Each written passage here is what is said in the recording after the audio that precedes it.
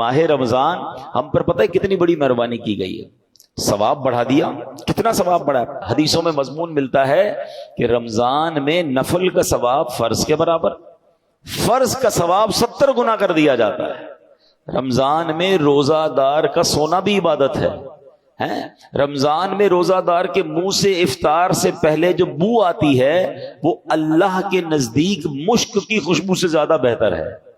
رمضان کی پہلی رات جب آتی ہے اللہ اس امت پر نظر رحمت فرماتا ہے، اور اللہ جس پر نظر رحمت فرمایا اسے کبھی عذاب نہ دے گا۔ رمضان میں روزانہ افطار کے وقت 10 لاکھ گناہگار جہنم سے آزاد کر دیے جاتے ہیں۔ کیسے پیکج ہے؟ اچھا، رمضان میں جب جمعے کا دن آتا ہے، یعنی جمعرات کی مغرب سے جمعہ کی مغرب تک ہر گھڑی 10 لاکھ بخشے جاتے ہیں۔ تو وارے نہیں آ رہے ہیں نا ساری زندگی میں، اور آپ دعا کرتے ہیں یا اللہ ہماری پکار سن لے، ہماری دعا سن لے۔ رمضان کی راتوں میں فرشتہ آواز لگاتا ہے کوئی مانگنے والا کہ اس کی دعا قبول کر لی جائے، ہے کوئی توبہ کا طلبگار اس کی توبہ قبول کی جائے۔ مگر سچ بتاؤ اس اسکیم سے کتنے لوگ فائدہ اٹھاتا؟ پھر رمضان کا پہلا عشرہ عشرہ رحمت، دوسرا عشرہ عشرہ مغفرت، آخری عشرہ جہنم سے آزادی کا عشرہ، آخری عشرے میں 5 طاق راتوں میں ایک رات وہ جسے لیلۃ القدر کہا گیا، 1000 مہینوں سے بہتر رات۔ اللہ اکبر، کتنی مہربانی کی اللہ نے ہم پر، یعنی ہر وہ سامان کر دیا گیا کہ میرا بندہ بخشا جائے۔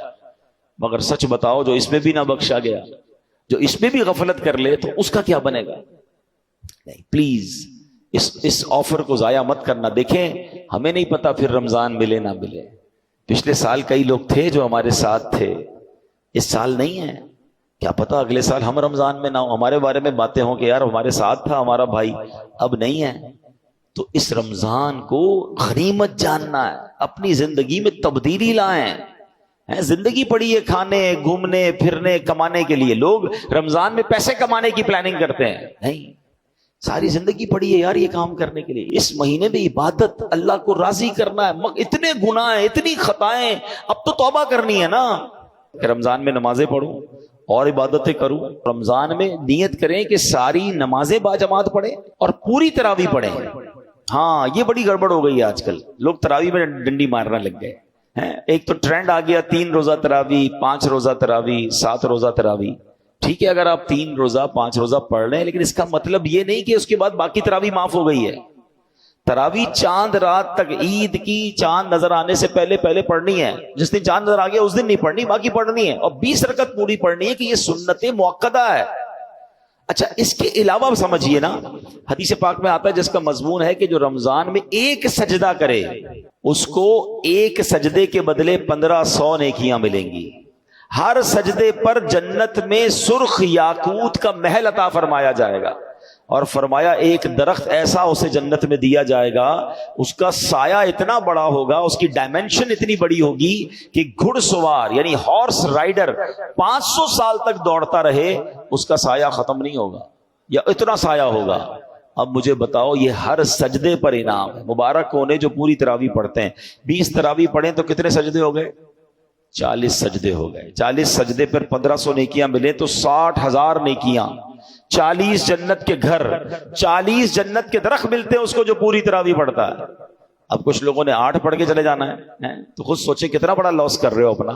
جو پڑھتے ہی نہیں وہ خود سوچے میں کتنا، بلکہ میں تو کہتا ہوں صرف تراویح کیوں، تہجد پڑھنا رمضان میں آسان ہو جاتا ہے۔ بندہ جو ہے وہ سحری میں تو اٹھتا ہی ہے، تو 2 رکعت تہجد پڑھ لے، 4 رکعت پڑھ لے، 12 رکعت تک پڑھی جا سکتی ہے۔ اللہ بس توفیق دے، ذہن مل جائے۔ اور سحری کے وقت دعا کرنا یہ خاص دعا کی قبولیت کا وقت ہے۔ اللہ کریم قرآن مجید میں کیا ارشاد فرماتا ہے؟ وَبِالْأَسْحَارِ هُمْ يَسْتَغْفِرُونَ، اور رات کے آخری پہروں میں بخشش مانگتے ہیں۔ یہ نیک لوگوں کا وصف قرآن میں بیان کیا۔ سحری میں اٹھیں، ایک تسبیح استغفار کی بھی پڑھ لیں، استغفر اللہ استغفر اللہ استغفر، دعا کریں، اور پھر سحری کر لیں۔ 10 منٹ پہلے اٹھ جائیں نا، یعنی ایک سجدے پر اگر مجھے ایک جنت کا گھر مل رہا ہے، جنت کا درخت مل رہا ہے، 1500 نیکیاں مل رہی ہیں، تو کیوں سستی کرنی ہے؟ ساری رات گھومنا پھرنا، کرکٹ کھیلنا، پتہ نہیں کھانا پینا، اسی میں قوم لگی ہوئی ہے۔ نہ کریں ایسا۔ ساری زندگی آپ کھا پی سکتے ہیں، رمضان اس لیے نہیں ہے۔ پلیز اچھے کام بھی کروں، گناہوں سے بھی بچوں، تو انشاءاللہ میرا رب، اللہ کی رحمت سے امید ہے مجھے فلاح پانے والوں میں شامل فرما لے گا۔